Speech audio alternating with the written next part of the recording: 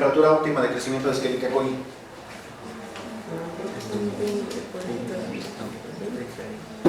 Así, 35. Como 37, 38, dependiendo de la cepa, unas incluso... bueno, sí, dependiendo de la cepa, unas crecen a 30. También hay termoresistentes, pero no les gusta más de 42 grados a Escherichia coli, no importa la cepa. Bueno, las innovaciones que hizo Mullis fueron las siguientes.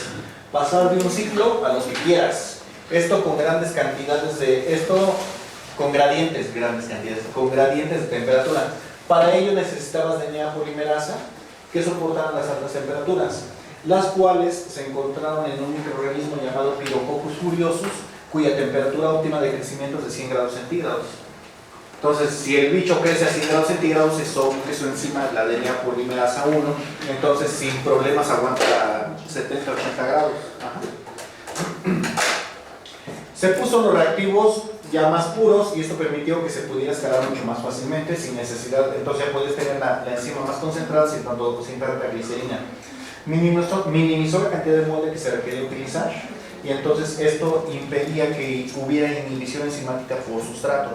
El sustrato también inhibe las enzimas y en este caso el DNA también es sensible al ser inhibido por... La DNA polimerasa se inhibe por la presencia de DNA también.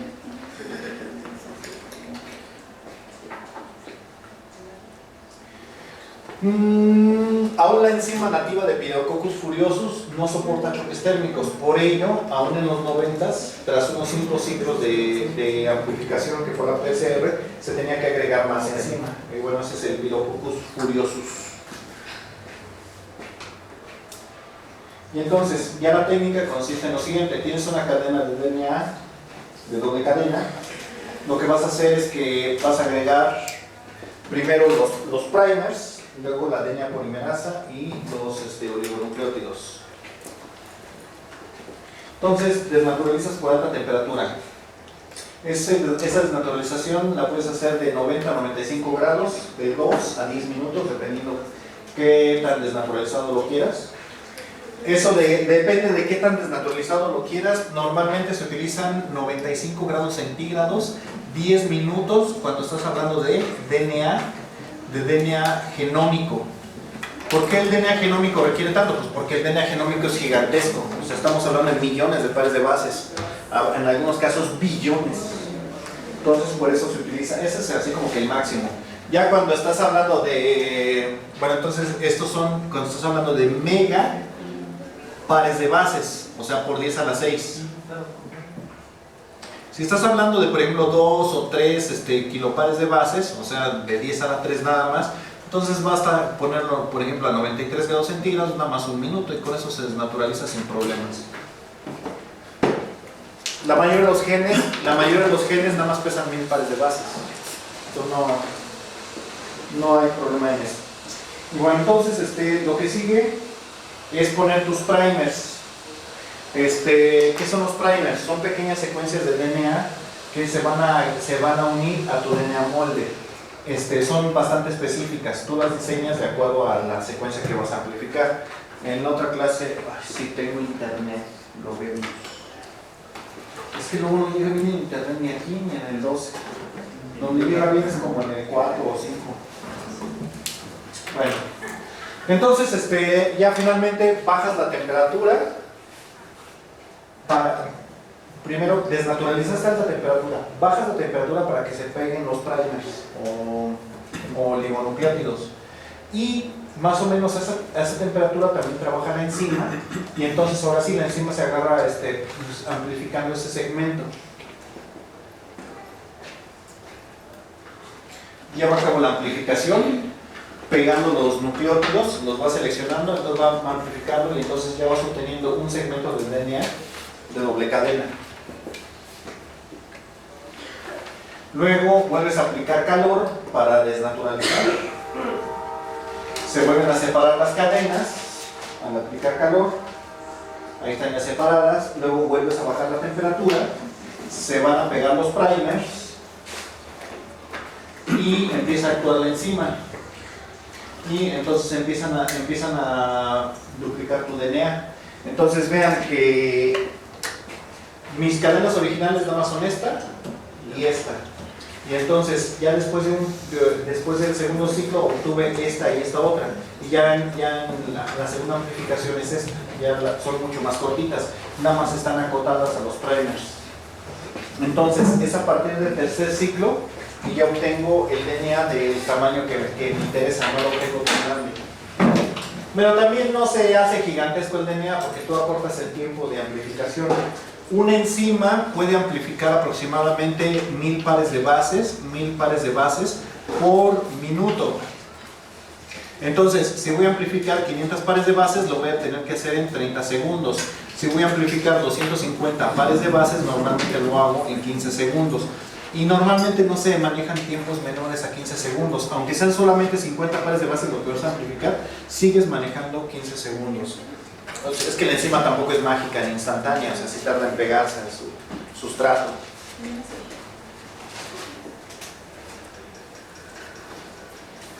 Y entonces, ya resumiendo el proceso, entonces tienes a temperatura ambiente, cuando vas a iniciar tu PCR, el DNA está en doble cadena. Desnaturalizas la doble cadena, bajas la temperatura para que se le peguen los primers, luego subes tantito la temperatura para que trabaje la enzima, se amplifica el DNA que tú buscas, nuevamente obtienes DNA de doble cadena, lo vuelves a subir y repites esta parte. Entonces, como se vuelve a repetir este ciclo varias veces, por eso al aparato que hace esto se le llama ¿cómo? ¿Cómo se le llama? Termociclador.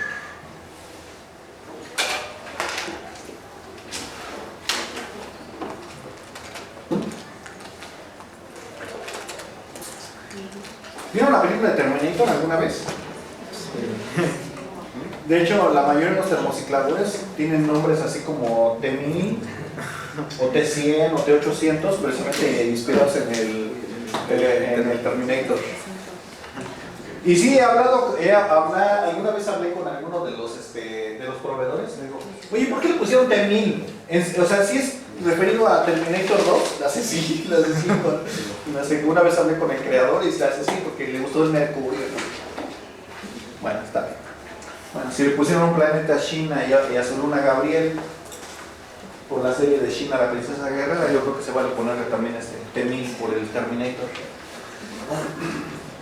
Pero hoy se usan los termocicladores, los cuales regulan la temperatura de una única placa, la cual cambia en cada uno de los pasos su temperatura para evitar la condensación en la tapa y ya no tener que utilizar aceite mineral como se hacía antes. Entonces se maneja que la tapa es una placa metálica que también se mantiene caliente a una temperatura de 100 grados para que entonces ya no se forma condensado en la tapa. O sea, tienes el tubito, tienes el tubo y tienes la tapa. Entonces, si la tapa está caliente, si la tapa está más caliente que la base, que por ejemplo la base puede estar a 95 grados, ¿no? Pero si la tapa está a 100 grados, entonces se va a evaporar esto, pero no va a condensar aquí en la tapa, va a condensar en las paredes, que es donde está más frío. Y si condensa en las paredes, pues vuelve a escurrir hacia el fondo. Porque si condensa en la tapa, sí, por capilaridad, no escurre.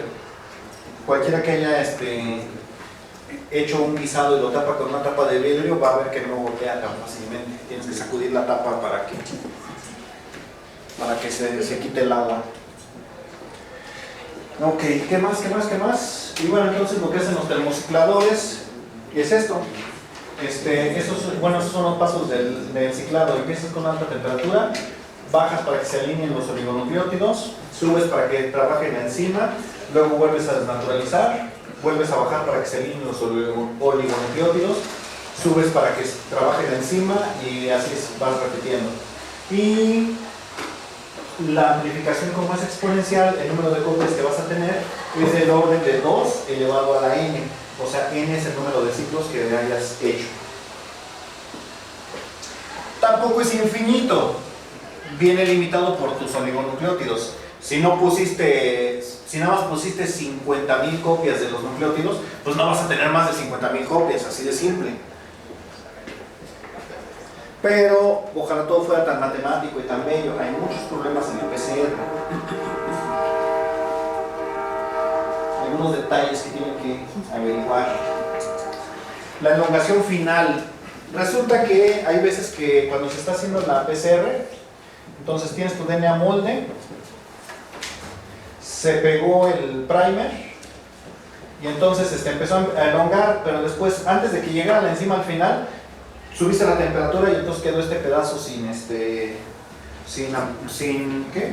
Bueno, quedó monocatenario ese pedazo. Y como te puede llegar a estorbar, entonces lo que haces es que ya que acabaste tus ciclos, le das una elongación final. Esa elongación final es dejarlo a 10 minutos a la temperatura que trabaja la enzima. La mayoría de las enzimas trabaja a 72 grados centígrados. La mayoría, no todas. Hay unas que trabajan a 68 y hay otras que trabajan a temperaturas distintas. Pero entonces se le da la elongación final para que la enzima se vuelva a pegar y entonces termine de hacer el trabajo. Entonces, ese es un detalle muy importante, que después, ya al final, a la PCR, ya que acabaste todos los ciclos, se les da una elongación final. Siguiente defecto. Hay un efecto muy marcado con el número de ciclos. Entre más ciclos tenga la PCR, es mucho más probable que se formen artefactos, o sea, cosas que tú no deseas. Entonces, si tú no le das muchos pasos, pues aquí vemos un gel donde corrieron, este es el marcador de peso molecular, y aquí vemos la misma PCR pero con distintos ciclos, 10, 15, 20, 25, 30, 40 y 50 ciclos. Entonces, por ejemplo, a 10 ciclos, pues prácticamente no se alcanza a ver la amplificación. Sí hay algo, pero no se ve. 15, 20, 25 ciclos ya se empieza a ver algo. De hecho, a 20 también ya se ve algo, pero a 25 ya se ve más claramente. 30 ya está más chido. 40 ciclos, aquí ya empieza a haber una banda, y en 50 ciclos aquí ya se ven artefactos, son bandas inespecíficas. O sea, los oligonucleótidos se pegaron a otro sitio que no era, que es menos afín, pero la amplificación de estos sitios no afines no está tan marcada. Hasta que ya avanzas en el número de ciclos ya se hace presente esa cosa. Entonces, por eso no debes de dedicarle demasiados ciclos, porque empieza a haber amplificación no específica. O incluso los mismos primers se llegan a pegar unos con otros, pero eso no se ve hasta que tienes muchísimos ciclos. Por eso la mayoría de los ciclos lo manejan a 30. Salvo cuando es PCR radioactiva, yo lo menos que